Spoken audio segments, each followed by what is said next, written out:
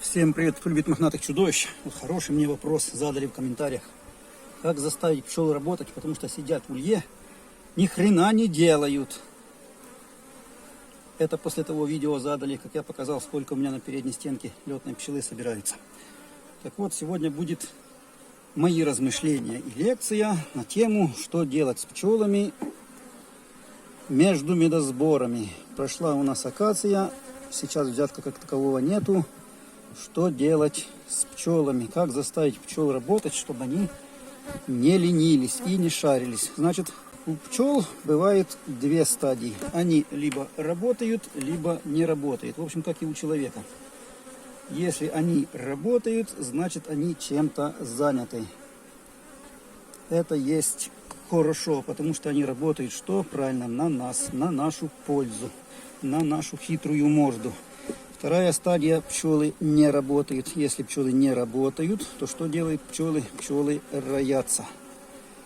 А нам такие реверансы вообще ни к чему. Мы вообще против роения.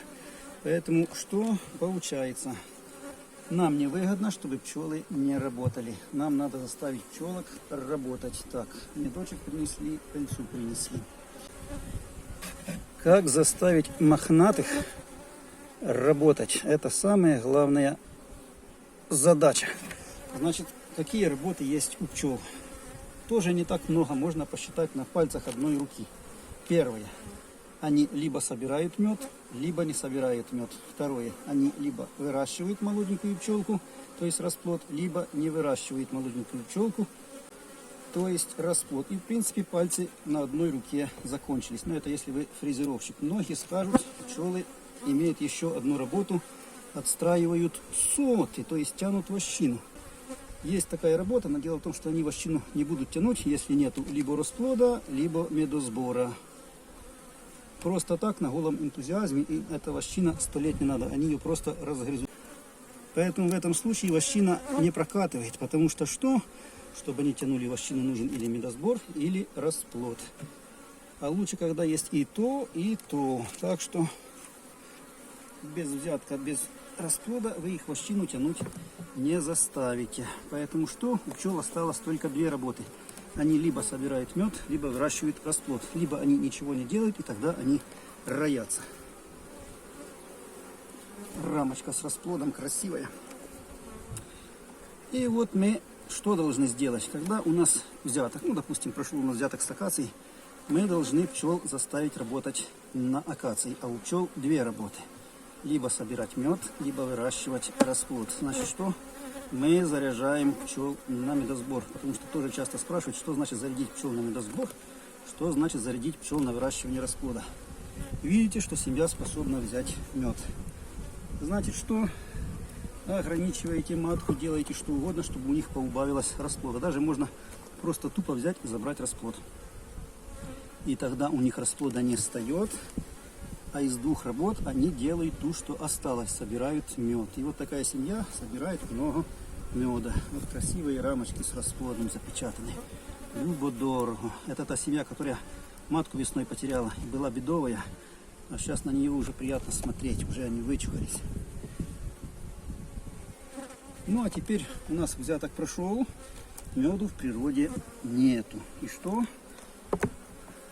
Работу по сбору меда пчелы выполнять не могут по той причине, что этого самого меда в природе нифига нету. Значит, у них осталась одна работа какая из двух? Выращивать расплод. Значит, мы их должны заставить выращивать расплод. Потому что если мы их не заставим выращивать расплод, то они изроятся. И вот мы все делаем для того, чтобы заставить их работать.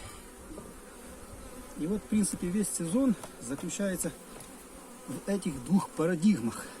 Первое: пчелы либо работают, либо компрессируют нам мозги, не работает, и тогда роятся. Нас это не устраивает, нам нужна первая парадигма. И вторая парадигма: пчелы работают либо на взятки, либо выращивают расплод. Это все, что вам надо запомнить о пчеловодстве.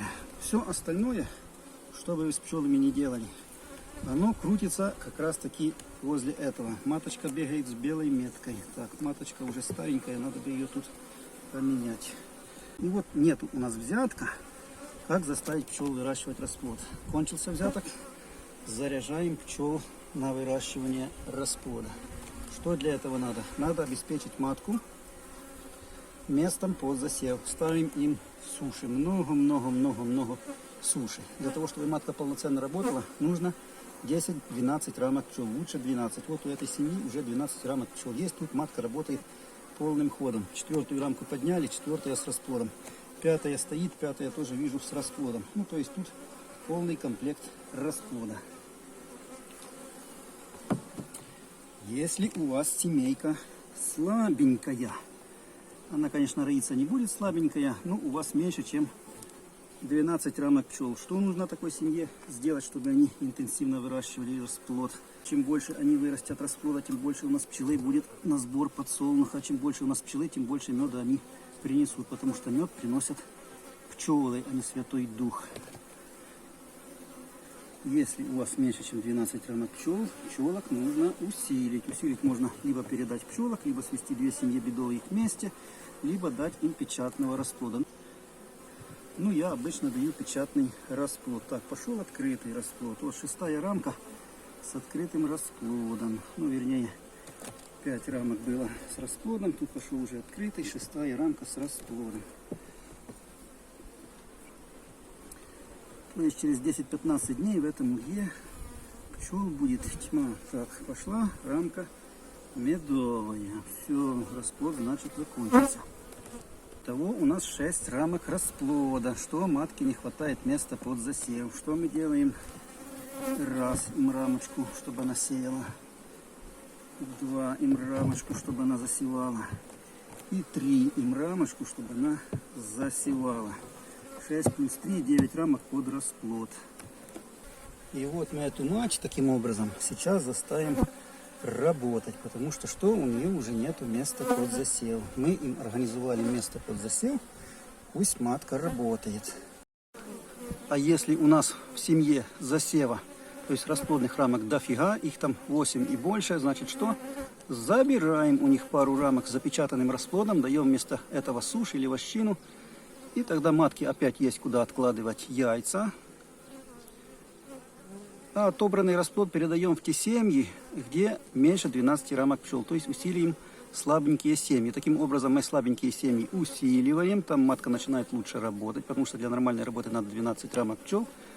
А у нормальной благополучной семьи отбираем лишний расплод, чтобы они не роились. Таким способом ее ослабляем и даем сушь, чтобы матка туда накидала яиц. Тоже заставляем матку работать. Таким образом и в той семье матку заставляем работать на расплод.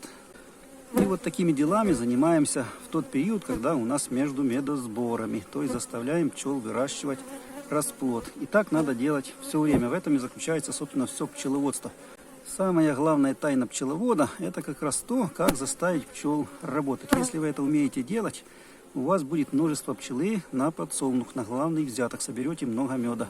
Пустите все на самотек, чтобы пчелы сами занимались тем, чем они хотят, потому что часто пишут, пчелы сами знают, что им делать, то будете иметь множество роев и никакой взяток с подсолнуха.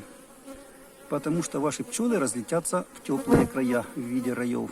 А семьи, которые роились, мед уже собирают не так хорошо, как те семьи, которые не роились. Поэтому это оно поначалу кажется, что в пчеловодстве все так сложно, не поймешь, что с этими пчелами делать, что они хотят, но на самом деле все настолько примитивно, все на низших уровнях, на уровне инстинкта, на уровне выживания.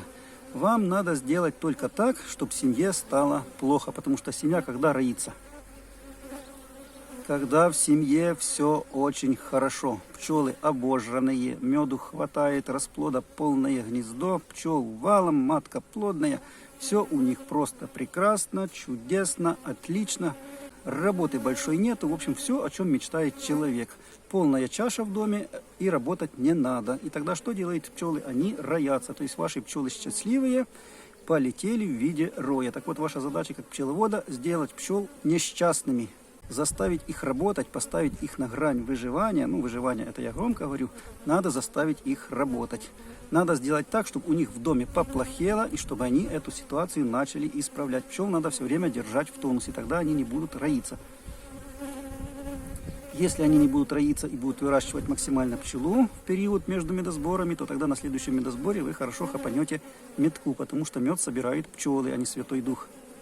Так вот, как бы там ни было, на самом деле пчеловод занимается тем, что постоянно пчелам создает проблемы. Счастливые пчелы пчеловоду не нужны. Счастливые пчелы – это горе для пчеловода, потому что они роятся. А пчеловод должен пчелам принести какой-то вред, осмысленный, конечно, чтобы пчелки поработали на благо пчеловода, принесли побольше меду, вырастили побольше детки.